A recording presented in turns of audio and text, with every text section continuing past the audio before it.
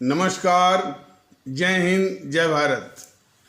भारतीय अवाम ताकत दल अपने भारतीय भाई बहनों अर्थात अपने देश भारत की जनता अर्थात अपनी भारतीय अवाम से भारतीयता आधारित आपसी श्रद्धा, भारतीयता आधारित आपसी स्नेह, भारतीयता आधारित आपसी प्रेम, भारतीयता आधारित आपसी अखलाक मोहब्बत, भारतीयता आधारित आपसी सहयोग, भारतीयता आधारित आपसी सम्मान, भारतीयता आधारित आपसी एकता, भारतीयता आधारित आपसी भाईचारा तथा भारतीयता आधारित आपसी सद्भाव को समझने व उसे आत्मसात करके वैसा ही आचरण एवं व्यवहार करने हेतु और इसके पूरे देश में प्रचार प्रसार करने हेतु और इसकी अहमियत और महत्व को प्रत्येक देशवासी को समझाकर उसे अपनाते हुए वैसा ही आचरण एवं व्यवहार करने हेतु और प्रत्येक देशवासी को अपना ही भारतीय भाई बहन मानकर समझकर अपनाकर उनके साथ वैसा ही और उसी अनुसार आचरण एवं व्यवहार करने हेतु सतत सदैव और हमेशा अदब के साथ आदर के साथ अर्ज करता है, विनती करता है। कल के एपिसोड में जो भारत के उपराष्ट्रपति चुने गए थे जस्टिस मोहम्मद हिदायतुल्लाह साहब निर्विरोध के रूप में, और इसका श्रेय जाता है प्रधानमंत्री श्री मोरारजी देसाई को। मोरारजी देसाई को जो ये वातावरण है जीएनपीसी का, गांधी नेहरू परिवार चांदलाल चौकड़ी का, और जितने भी उसके बौद्धिक वर्ग हैं और भी जो उसके चंगू मंगू हैं, वो उनको हमेशा जो है वो बैकग्राउंड में ही रखने की कोशिश करते हैं। कुछ उनको बदनाम करते हैं कि वो अवघड़ थे, और विशेषता इस बात की है कि उन प्रधानमंत्री के अधीन जो बीजेपी के दो शीर्ष नेता, बड़े नेता अटल बिहारी वाजपेयी और लाल कृष्ण आडवाणी, उनके अधीन जो है मंत्री थे। एक विदेश मंत्री और एक जो है विदेश मंत्री थे अटल बिहारी वाजपेयी, और सूचना प्रसारण मंत्री थे लाल कृष्ण आडवाणी। तो बीजेपी ने भी उनको भुला दिया है। लेकिन कुछ विशेषताएं बताना भारतीय जनता ताकत दल अपना फर्ज समझता है। नेहरू के बाद जो है प्रधानमंत्री पद के लिए इन्होंने दावा ठोक दिया था और ये प्रधानमंत्री बन भी जाते।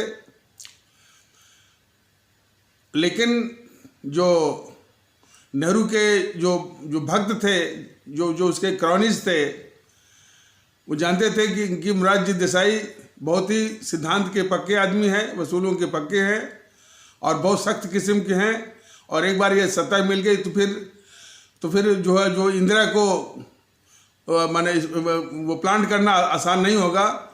तो उन्होंने एक प्लेएबल कैंडिडेट शास्त्री को, लाल बहादुर शास्त्री को आगे किया। तो लाल बहादुर शास्त्री के आगे इन्होंने अपना दावा छोड़ दिया। और ये जो क्रानीज थे नेहरू फैमिली के, उनकी एक चाल थी। तो उस चाल के शिकार हो गए और फिर लाल बहादुर शास्त्री को इन सब ने आगे करके फिर इसके बाद लाल बहादुर शास्त्री को भी रास्ते से हटा करके तब इंदिरा जो है वो काबिज हो गई। तो इतने सीनियर थे वो मोरारजी देसाई। और फिर तो इसके बाद जो सन 1969 में जो राष्ट्रपति पद के लिए कांग्रेस का जो उम्मीदवार थे नीलम संजीव रेड्डी, उसको इंदिरा ने हरा दिया अपने और इंदिरा ने खुद एक अपना कैंडिडेट वीवी गिरी को खड़ा करके राष्ट्रपति बनवा दिया। और तभी से कांग्रेस का विभाजन हो गया। एक कांग्रेस इंदिरा और एक कांग्रेस संगठन। तो कांग्रेस संगठन के ही जो है कांग्रेस संगठन के ही थे वो मोरारजी देसाई। तो उनकी विशेषताओं के विषय में और उनके जो विचारों के विषय में ये जो मंडली है, जेएनपीसी मंडली और उसका बौद्धिक वर्ग, उसके चंगू मंगू तो काफ़ी ढकने की कोशिश किया, लेकिन बताना जरूरी है। और बाकी विस्तार से किसी और एपिसोड में बताया जाएगा, लेकिन मुख्य बातें हैं। एक पहलू है महंगाई। महंगाई के विषय में कितने ऐसे वैसे टीवी चैनलों के पत्रकार हैं, वो ये कहते हैं कि महंगाई किसी भी काल में जब एक बार बढ़ गई तो वो कभी काबू में नहीं आती। ये अक्सर लोग ये कहा करते हैं। और एक बार तो हमने खुद जो ये रवीश कुमार है, ये एनडीटीवी का, उसको कहते हुए सुना कि वो ये कह रहा था कि हमने तो अब तक नहीं देखा है और न सुना है कि महंगाई जो एक बार बढ़ जाती है वो भी फिर काबू में नहीं आती है। शायद उस बेवकूफ़ को, वैसे तो वो इस देश का गद्दार है और बहुत बड़ा भारत विरोधी मैंने वो पत्रकार है, और लेकिन वो बेवकूफ़ भी है। उसको मालूम नहीं है कि एक जो है मोरारजी देसाई जो प्रधानमंत्री थे, उनका 27 महीनों का कार्यकाल था, जिसमें महंगाई को काबू ही नहीं किया गया, महंगाई को नीचे भी लाया गया था। ये सभी को जानना चाहिए। महंगाई की बात भारतीय जनता दल क्यों कर रहा है कि महंगाई एक ऐसा पहलू है जो गरीब से लेकर के आम भारतीय भाई बहनों को बहुत बुरी तरह से प्रभावित करता है। और इस पर सभी सरकारें दम तो भरती हैं लेकिन किसी ने वो कुवत नहीं दिखाई और वो मादा नहीं दिखाया कि इसको काबू करें और या उस महंगाई को नीचे लाएं। तो सिर्फ मोरारजी देसाई ही एक ऐसे प्रधानमंत्री थे जिन्होंने महंगाई को काबू ही नहीं किया, वो नीचे भी लाए। और ये सिर्फ मेरे कहने की बात नहीं है, ये सरकारी अभिलेख में दर्ज है कि महंगाई कम हुई है। क्यों? कि मैं भी सरकारी अधिकारी रहा और जो सरकारी अधिकारी कर्मचारी होते हैं, चाहे केंद्र के हों चाहे राज्यों के हों, तो उनको महंगाई भत्ता मिलता है, डियरनेस अलाउंस, जिसको सब लोग डीए कहते हैं। उसमें एक प्रावधान होता है कि ये महंगाई भत्ता दिया जा रहा है, लेकिन फिर कभी ऐसा समय आया कि महंगाई कम हुई तो वो वेतन से, तनख्वाह से उसको समायोजित, एडजस्ट भी किया जाएगा। वो इसलिए कि एक सोशल पोस्चरिंग के लिए कि जब महंगाई कम हो जाए तो हम भी इस देश के लिए, लोगों के लिए हम त्याग कर सकते हैं। एक पोस्चरिंग है, वो लगभग नाटक सा ही है, इसलिए कि ये मान करके कि महंगाई जो एक बार बढ़ जाती है वो कम ही कहाँ होती है, तो इसके नौबत ही नहीं आनी है। तो इस तरह का एक मुखौटा लगाने में क्या हर्ज है। एक सोशल पोस्चरिंग के लिए एक क्लास उसमें जोड़ा गया कि जब भी महंगाई कम होगी तो वेतन या तनख्वाह से उसको एडजस्ट या समायोजित किया जाएगा। लेकिन किसी को क्या पता था कि ऐसा भी एक समय आएगा जबकि महंगाई कम हो जाएगी। और वो समय था प्रधानमंत्री मोरारजी देसाई के कार्यकाल में। तो प्रधानमंत्री मोरारजी देसाई के कार्यकाल में जब महंगाई कम हुई और वो अभिलेख पर आ गया, तब ये मामला आया कि भाई अब जो है वो एडजस्ट करना है, यानी तनख्वाह से काटनी है। तो जब तनख्वाह से कटनी है तो एक चपरासी की भी तनख्वाह से कटनी है, और जो सबसे बड़ा अधिकारी है भारत सरकार का कैबिनेट सेक्रेटरी, उसकी भी तनख्वाह से कटनी है। तो ये प्रस्ताव फाइलों में बनते सब लोग जो है उस प्रपोजल पर कोई फैसला नहीं लिया। मैंने उस प्रपोजल पर, उस प्रस्ताव पर कोई फैसला नहीं ले रहे, बल्कि उसको आगे बढ़ाते गए। और बढ़ते बढ़ते खुद प्रधानमंत्री मोरारजी देसाई के पास ही पहुंचा।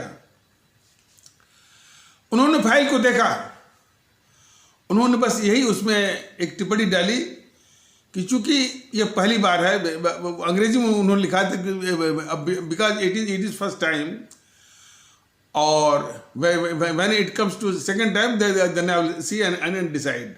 मतलब कि चूंकि ये पहली बार है तो अभी इसको रहने दीजिए, और फिर जब दोबारा महंगाई कम होगी तो प्रस्ताव लाइए तो मैं इस पर फैसला करूंगा। ऐसा बोल करके वो फाइल को लौटा दिए। लेकिन महंगाई कम हुई यह अभिलेख में आया हुआ है। यह किनके लिए जानना जरूरी है?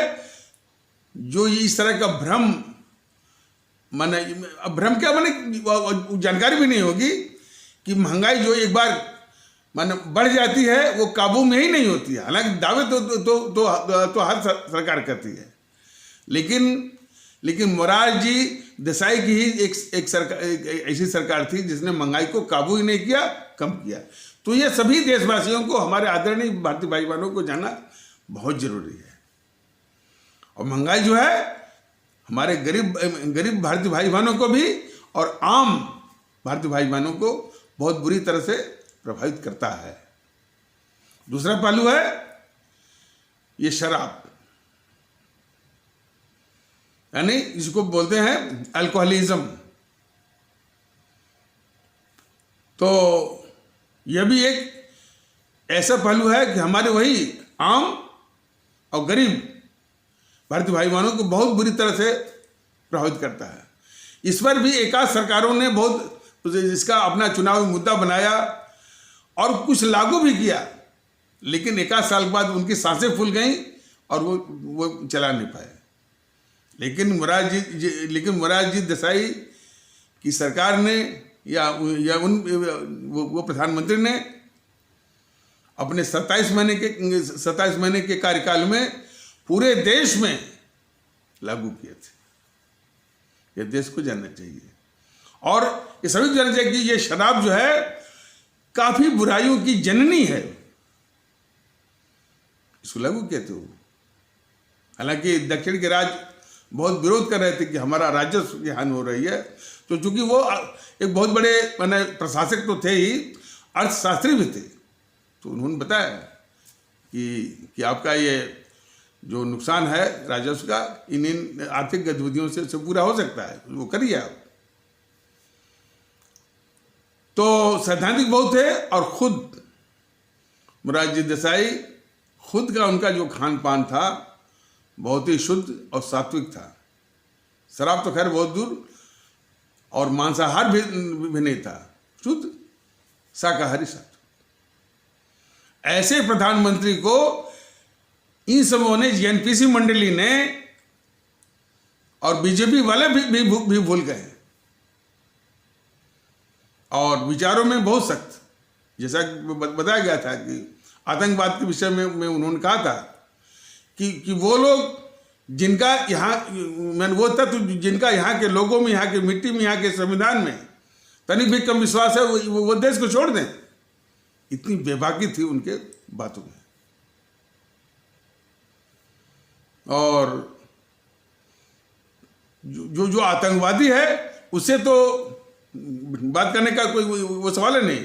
पहले वो संविधान के दायरे में आए, पहले वो जो है वो इस देश का जो नियम कानून है उसके प्रति जो है वो प्रतिबद्धता की दिखाए, कसम खाए, तब जाकर उससे बात होगी।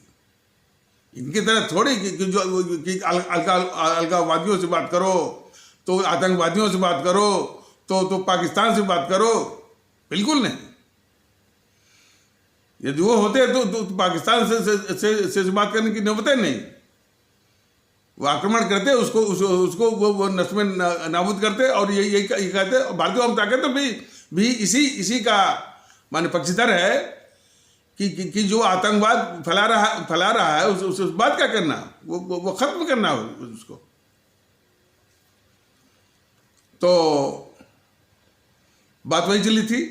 तो मोरारजी देसाई ने फिर वही जो गलती जो कांग्रेस, वो गलती कांग्रेस से तो नहीं हुई थी, जो इंदिरा ने गलती करवाई थी, बीबी गिरी को ला करके, तो उसी की भरपाई उन्होंने वो 77 में या 78 में 1978 में वो जो नीलम संजीव रेड्डी थे उनको और जस्टिस मोहम्मद हिदायतुल्लाह को निर्विरोध उनको नीलम संजीव रेड्डी को राष्ट्रपति और जस्टिस मोहम्मद हिदायतुल्लाह को उपराष्ट्रपति बनवाया निर्विरोध। और ये आज़ाद भारत के इतिहास में पहली और आखिरी बार हुआ। जस्टिस मोहम्मद हिदायतुल्लाह के विषय में तो बताया गया था कि प्रीफरस के विषय में जो उन्होंने फैसला दिया था बहुत मार्वलस वो जजमेंट था, ऐतिहासिक फैसला था। उन्होंने कहा था कि भारत का राष्ट्रपति कोई मुगलिया बादशाह नहीं है जो कि जिसको चाहे उसको नवाब बना दे। भारत का राष्ट्रपति भारत के संविधान से बंधा हुआ है। जस्टिस मोहम्मद हिदायतुल्लाह साहब की विशेषता एक और है, वह अकेले ही is the sole chief justice of India जो कि चीफ जस्टिस ऑफ इंडिया रहते हुए 50 दिनों या 45 दिनों के लिए जो है भारत के राष्ट्रपति का भी पद वो संभाले थे। ये गौरव भी उनको प्राप्त हुआ था। जब शायद ये प्रावधान है कि जब राष्ट्रपति भी ना हो और उपराष्ट्रपति भी ना हो तो चीफ जस्टिस ऑफ इंडिया ही जो है भारत के राष्ट्रपति का पद संभालता है। तो क्या हुआ कि ये जो उपराष्ट्रपति थे और तब तक जो है वो मोरारजी देसाई की सरकार चली गई, इंदिरा फिर से वापस आ गई। किसी सभा में इस इंदिरा ने वो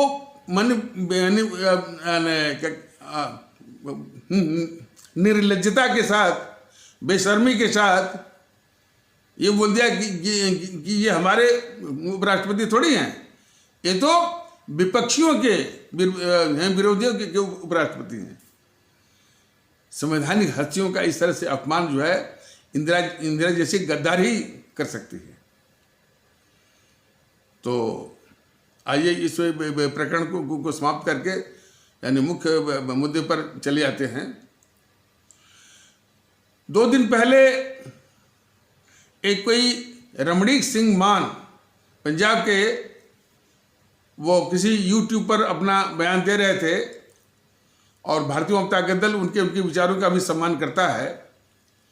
कह रहे थे कि जब से ये लाल किले वाली जो घटना हुई है, पंजाब में जो हमारे सिख आस्था वाले भारतीय भाई बहन हैं उनको बहुत तकलीफ हुई। और बात सही है। तो लेकिन एक बात वो रमणीक सिंह मान थोड़ा सा स्पष्ट नहीं कर पाए कि जब हमारे सिख आस्था वाले भारतीय भाई बहन पंजाब के वो इस भावना से प्रेरित हो गया कि भाई कि ये बहुत ही गलत हुआ, तो फिर ये बात नहीं आनी चाहिए कि हर एक परिवार से जो है वो एक सदस्य जो है इसके किसान आंदोलन में फिर से आएगा। मैंने जो आंदोलन के नाम पर जो बढ़ते बढ़ते जो है इतना जो है वो शर्मसार कर दिया और दुख पहुंचाया लोगों को, देश के लोगों को, फिर उसी के समर्थन के लिए जो है वो यानी पंजाब के लोगों को संगठित किया जाए कि हर एक परिवार से एक सदस्य जो है इस किसान आंदोलन में जाएगा, जो नहीं जाएगा उसको 1500 रुपये की फाइन होगी और 1500 रुपया यदि नहीं दे पाएगा तो उसको समाज से निकाला जाएगा। तो इसको भी थोड़ा सा संभालने की जरूरत है।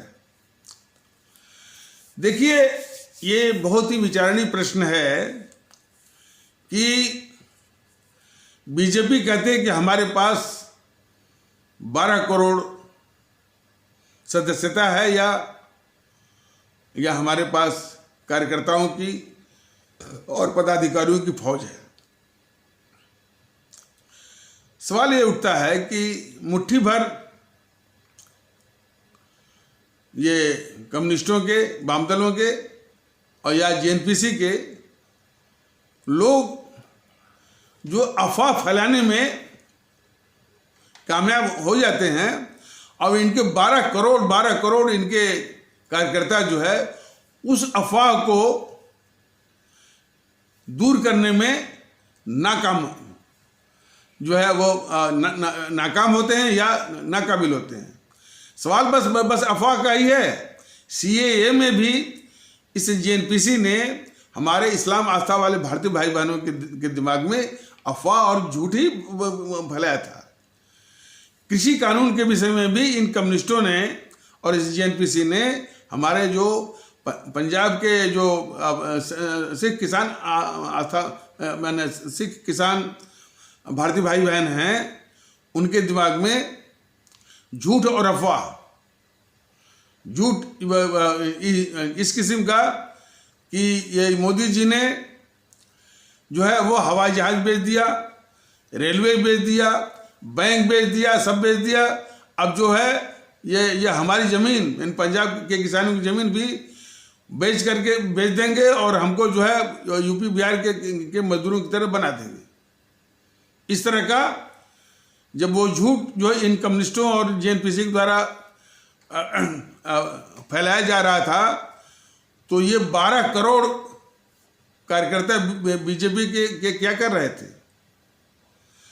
और कितनी विडंबना और दुख की बात है कि इतनी बड़ी इनके पास फौज वो जो है अफवाह का काट नहीं कर पाती है और वो अफवाह झूठ जो वो फैलाने में कामयाब हो जाते हैं। ये सबसे बड़ी दुख की बात है। तो खैर भारतीय जनता ताकत दल, अच्छा, और जब इसकी चर्चा हमने की कि भाई कि वो रमणीक सिंह करके कोई वो किसान है पंजाब के जो कह रहे थे कि जो लाल किले वाली घटना से हमारे जो जितने भी सिख आस्था वाले भारतीय भाई बहन हैं पंजाब के वो बहुत दुखी हुए। और उन्होंने एक आंकड़ा भी दिया था कि जब भी चुनाव होता है या जब ये विधानसभा का चुनाव हुआ था तो 4 करोड़ मतदाताओं में से महज 49,000 जो है जो खालिस्तान समर्थक था वो अकाली दल के 2 भाग है ना। अकाली दल एक तो जो सुखबीर बादल का है, दूसरा है वो सिमरनजीत सिंह मान वाला है। तो वो खुले रूप में वो समर्थक है खालिस्तान का।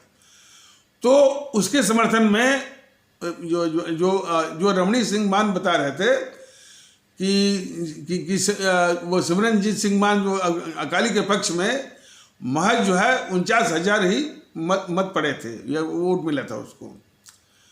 ठीक है, लेकिन ये भी इतना भी मत जो है ये खतरनाक होता है।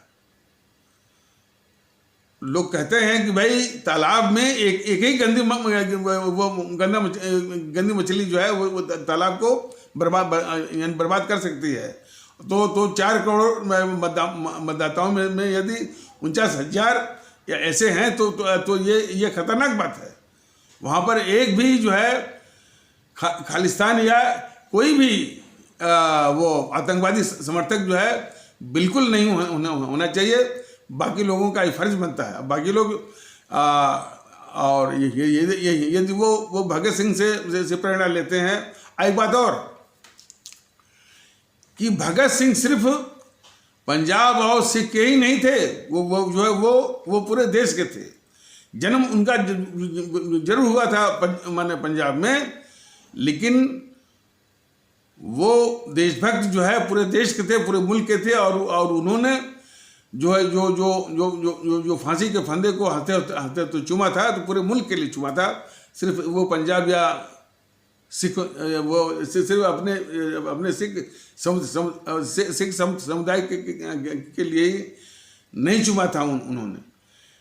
तो उसी प्रकार जो है हमारे पंजाब में रहने वाले सिख जो भारतीय भाई बहन हैं उनमें भावना होनी चाहिए कि वो हमारे शहीद आजम भगत सिंह के साथ साथ राष्ट्रभक्त शिरोमणि नेताजी सुभाष चंद्र बोस और अमर शहीद चंद्रशेखर आज़ाद, अमर शहीद ये अशफाक उल्लाह, अमर शहीद खुदीराम बोस इत्यादि से भी वो प्रेरणा लें, जिन लोगों ने उसी तरह से पूरे मुल्क के लिए जो है अपनी जान या कुर्बानी दी थी। तो उनकी कुर्बानी को याद करें। आज उनकी कुर्बानी को यानी व्यर्थ कर रहे हैं, और आज उनकी आत्मा क्या बोलती होगी कि जिन लोगों ने अपनी जान दे करके ये आज़ादी लाई, आज उसी आज़ादी को या वो इस रूप में वो खालिस्तानी लोग, जेएनपीसी के लोग, कम्युनिस्ट के लोग आज जो है उसके जड़ें जो है उसकी जड़ें खोदने में लगे हुए हैं। तो ये सभी विशेष करके हमारे सिख आस्था वाले भारतीय भाई बहन जो कि पंजाब के हैं, ये सबको सोचने की ज़रूरत है। सिर्फ इतना ही वो कह देने से काम नहीं चलेगा कि 4 करोड़ मतदाताओं में से महज 49,000 जो है वो सिमरनजीत सिंह मान जो कि खालिस्तानियों के समर्थक हैं, उनको वोट मिलता है। तालाब को गंदा करने के लिए एक ही मछली काफ़ी होती है। तो 4 करोड़ मतदाताओं में से यदि 49,000 भी है तो ये बहुत खतरे वाली बात है।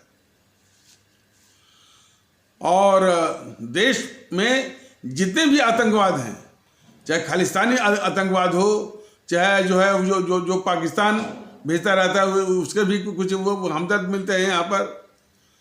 और जो कट्टरवाद जो फैलाते हैं अपने देश में, PFI वगैरह, PFI सिमी वगैरह जो है, और फिर जो है नक्सल आतंकवाद, और नक्सल आतंकवाद को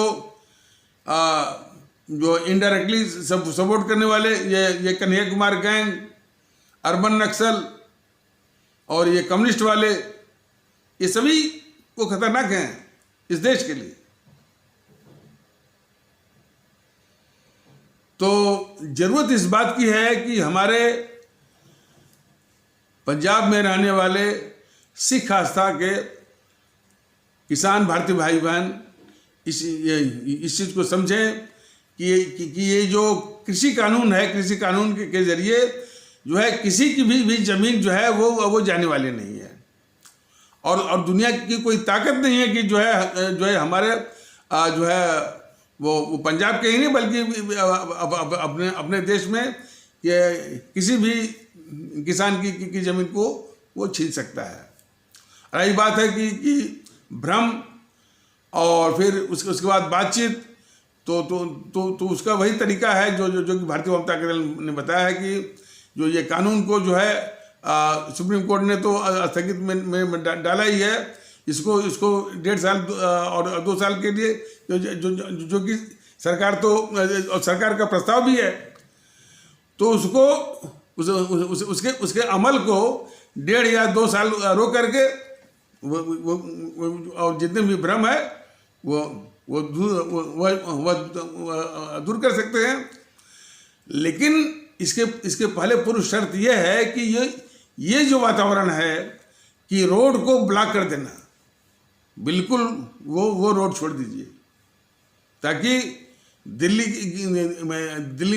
या दिल्ली के आसपास में रहने वाले हमारे जो भारतीय भाई बहनों का जीवन जो नारकीय बना हुआ है, उससे उनको निजात मिल जाए। तो रोड को छोड़ना होगा और ऐसे तत्वों को बाहर कर देना होगा जो कि वो हमारी सरकार को कोई चुनौती देते हैं, हमारी संसद को कोई चुनौती देते हैं, हमारे जो है सर्वोच्च और हमारे सर्वोच्च न्यायालय को कोई चुनौती देते हैं। तो जो हमारे भारत गणतंत्र के संवैधानिक संस्थाओं को चुनौती देते हैं, ऐसे तत्वों को बाहर करें।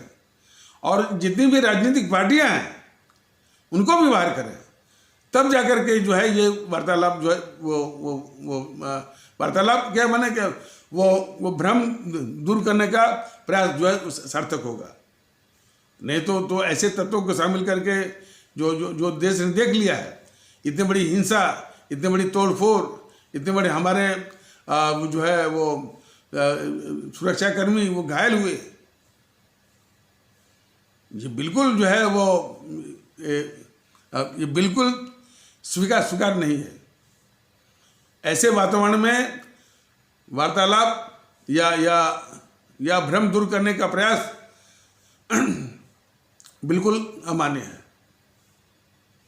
सर्वप्रथम जो है जो रोड ब्लॉक किया गया है, रोका गया है, पहले वो क्लियर हो। और किसी को भी यदि आंदोलन करना है तो उसके लिए जो नियत स्थान है वहाँ आंदोलन करे, और जो है लोगों का जो सामान्य जीवन है यानी वो बहाल हो पहले।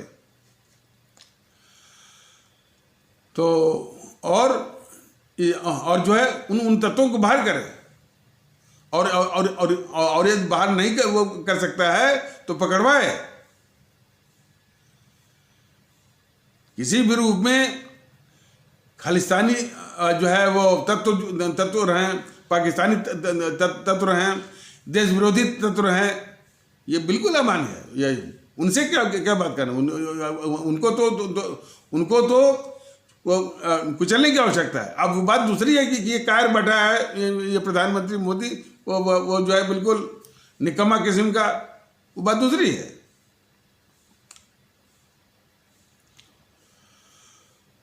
तो देश में सद्भाव यदि लाना है और कृषि कानून पर वो भ्रम को दूर करना है, तो सर्वप्रथम जरूरत है कि रोड को खाली करिए बिल्कुल, और सारी पार्टियों को दूर रखिए।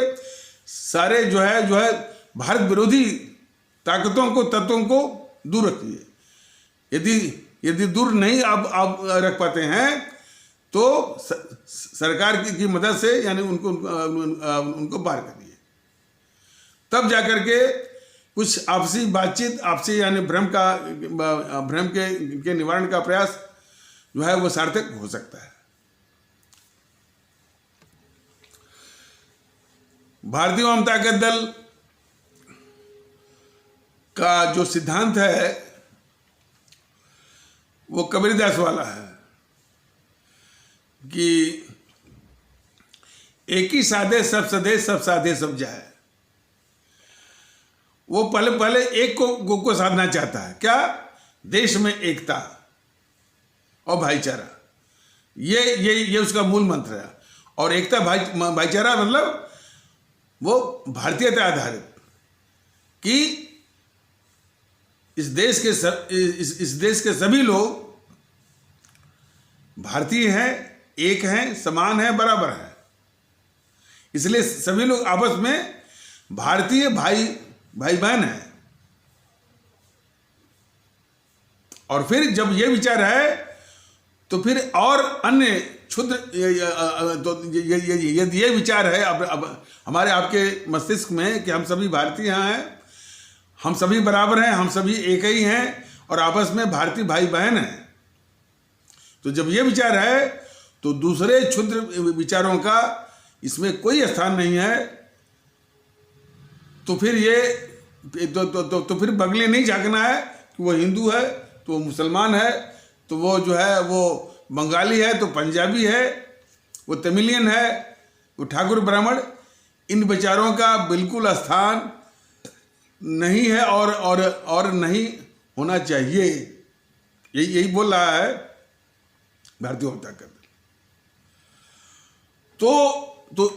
तो इसीलिए जब एकता की बात होती है तो ये भारतीय जनता दल समझाने की कोशिश करता है कि इन सबों ने जो खुराफाती परिभाषा एकता की दी हुई है जेएनपीसी वालों ने, और उसी जेएनपीसी की परिभाषा को बीजेपी वाले भी ले चल रहे हैं कि अनेकता में एकता, कि हम सभी लोग अनेक हैं, हम सब माने जितने भी लोग हैं वो अंग्रेजी में कहा जाए कि all people of this country are different, divergent, diversified,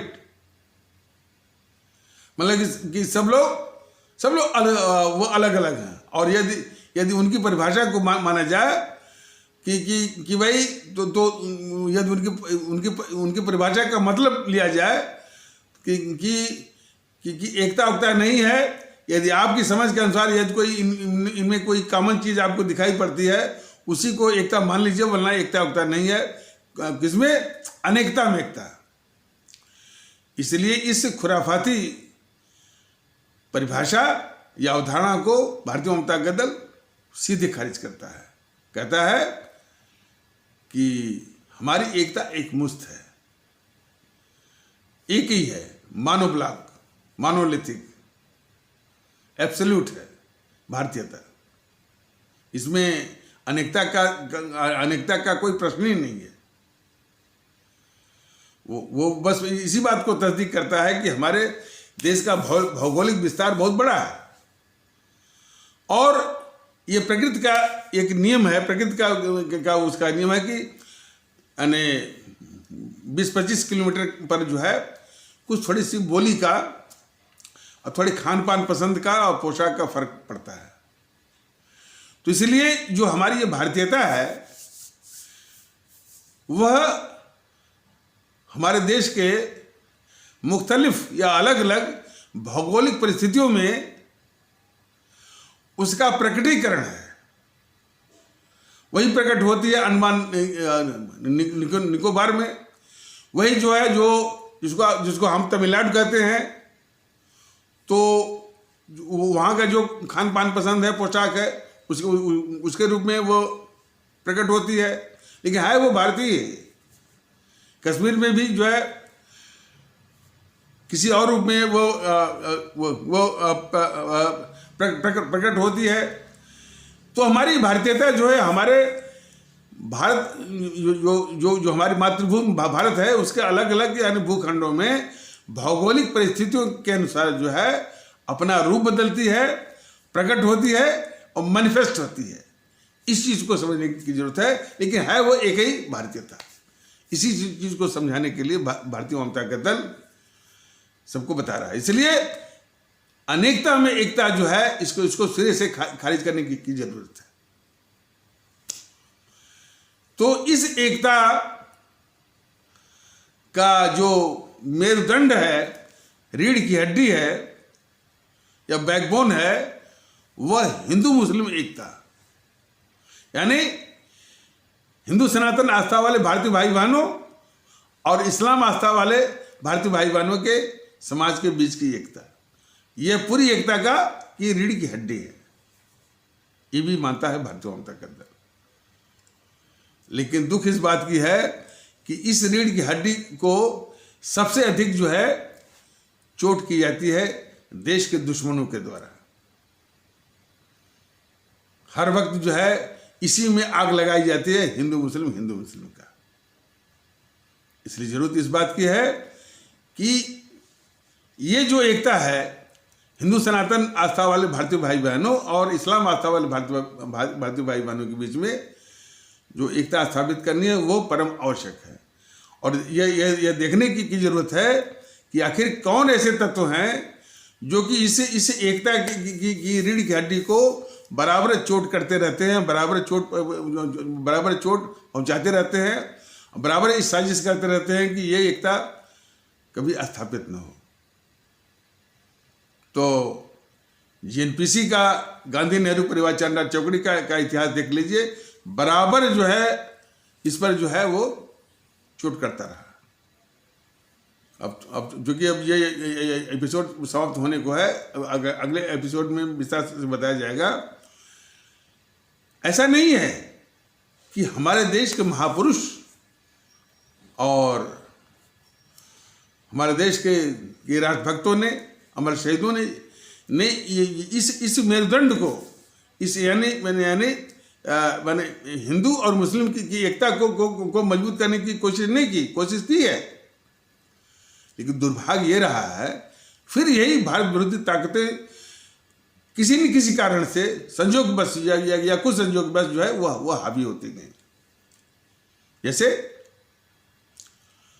1857 का जो हमारा प्रथम संग्राम था स्वतंत्रता का, प्रमुख वही था। वैसे छोटी मोटी घटनाएं हुई हैं उसके पहले भी, 1857 के पहले भी हुई हैं, लेकिन 1857 हमारा पहला प्रमुख जो है स्वतंत्रता का संग्राम था। उसमें कई विशेषताएं थी कि वह सभी विशेषताओं में एक विशेषता थी ये कि हमारे हिंदू मुस्लिम एकता का बिल्कुल समाप्त था, क्लाइमेक्स एकता का। बरेली से बख्त खान थे, फैजाबाद से जो है मोहम्मद मौलवी वो अहमदुल्ला साहब थे, और नाना साहब के जो है वो असिस्टेंट थे जो है वो मौलवी जो है अजमुल्ला खान।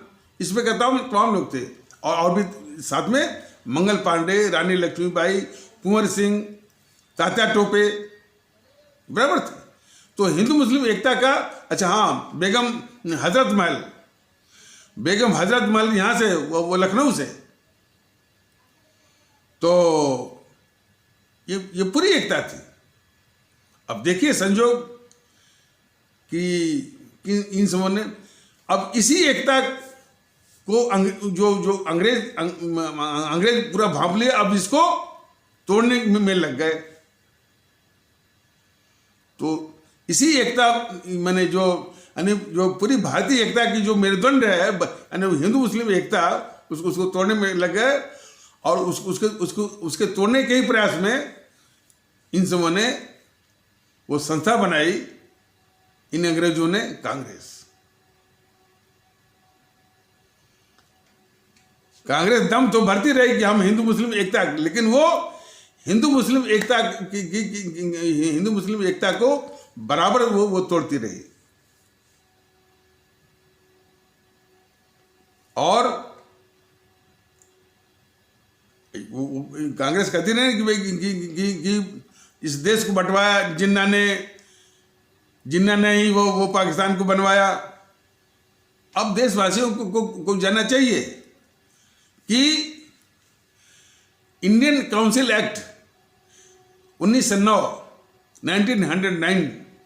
में मुस्लिम समाज के लिए सेपरेट इलेक्टोरेट अलग से या वो मतदाता मंडल की व्यवस्था की गई थी। चूंकि अंग्रेज जो है यही चाहते थे, चूंकि अंग्रेज जो है इसी एकता को भंग करना चाह रहे थे, तो उन्होंने वो 1909 में जो है इंडियन काउंसिल एक्ट के द्वारा मुस्लिम के लिए अलग जो है वो सेपरेट इलेक्टोरेट या अलग से वो मतदाता मंडल की व्यवस्था दी उस एक्ट में, उस अधिनियम में। कांग्रेस ने उस एक्ट को स्वीकार कर लिया। 1909 के सेपरेट इलेक्टोरेट या अलग से यानी मुस्लिम के लिए अलग से मतदाता मंडल वाला जो अधिनियम था 1909 का अंग्रेज सरकार का, कांग्रेस ने उसको स्वीकार कर लिया। अब सवाल है कि जो कांग्रेस मुस्लिम के लिए अलग से यानी मतदाता मंडल या सेपरेट इलेक्टोरेट के को मान लेता है, वह कैसे इसका इल्जाम जो है किसी और के मथे या जिन्ना साहब के मथे वो मर सकता है। तो पाकिस्तान बनने की जड़ में खुद कांग्रेस है। अब बाद में तो खैर ये 2 विलेन, इस देश के 2 गद्दार, मोहनदास करमचंद गांधी और वो जवाहरलाल नेहरू, 2 देश के बहुत बड़े गद्दार। इन्हीं दो का मैकेनिज्म था, इन्हीं दोनों की डिजाइन थी, देश को बांटना भी, पाकिस्तान को बनवाना भी। और एक झूठा इसने एक जो है प्रचार किया इस मोहनदास करमचंद गांधी ने, नहीं पाकिस्तान नहीं बनेगा, पाकिस्तान बनेगा तो पाकिस्तान मेरी लाश पर बनेगा। लोगों ने भरोसा किया इस बुड्ढे पर, लेकिन कितना बड़ा विश्वासघात किया उसने, मोहनदास करमचंद गांधी ने। पाकिस्तान बन भी गया, देश के टुकड़े हो गए, 25 से 30 लाख लोगों की जानें भी चली गई और वो जिंदा भी रहा।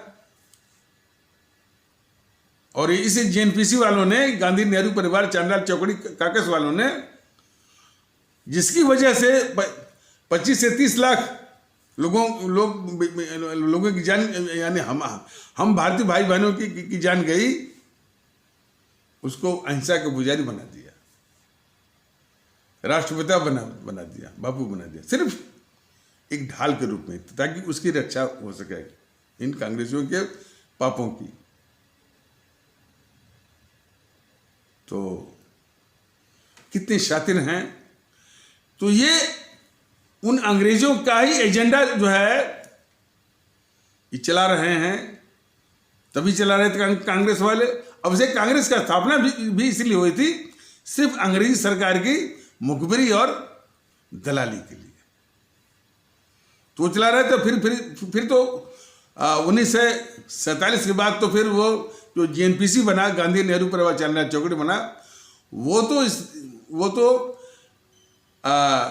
मतलब कि घोर भारत विरोधी और बहुत बड़ा गद्दार और इस देश का शत्रु। तो जब इस देश के शत्रु जो है अंग्रेज काबिज हो सकते हैं, तो उसी फार्मूले पर वो भी काबिज हो गए। तो अंग्रेजों ने भी और अंग्रेजों के शिष्य, ये जेएनपीसी वालों ने भी, यानी गांधी नेहरू परिवार चांडाल चौकड़ी वालों ने भी, यही जो हमारे देश की एकता का जो मेरुदंड है, जो बैकबोन, जो रीढ़ है, मैंने हिंदू मुस्लिम एकता पर बराबर चोट करते रहे। और इस समय उन्हीं के एजेंट, कौन एजेंट? ये चैनल वाले बराबर हिंदू मुस्लिम। इनसे कोई पूछता नहीं है कि भाई तुम संविधान के दायरे में हो। संविधान कहता है कि हम भारत के लोग, जब भारत के लोग मतलब यह है, इसके बाद हमारी जो है, इसके अलावा यानी कि हम भारतीय हैं, हम भारतीय नागरिक हैं, इसके अलावा हमारी जो है यानी कोई पहचान नहीं है। तब भी तुम किस आधार पर हिंदू मुस्लिम कर रहे हो? और हिंदू मुस्लिम चाहे तुम हो चाहे कोई भी हो, वह इस देश का शत्रु है, इस समाज का शत्रु है और इस देश के संविधान का शत्रु है। कोई कहता नहीं, लेकिन हाँ, ये बहुत बड़े देश के भी शत्रु हैं और हमारे भारतीय संविधान के भी शत्रु हैं, हमारे भारतीय समाज के भी शत्रु हैं। ये चैनल वाले जो हिंदू मुस्लिम करते हैं, ये उसी एजेंडे को चला रहे हैं, वो अंग्रेजी सरकार वाले। तो इन्हीं आवश्यक शब्दों के साथ इस आवश्यक परिचर्चा को यहीं पर विराम दिया जाता है। तब तक के लिए नमस्कार, जय हिंद, जय भारत।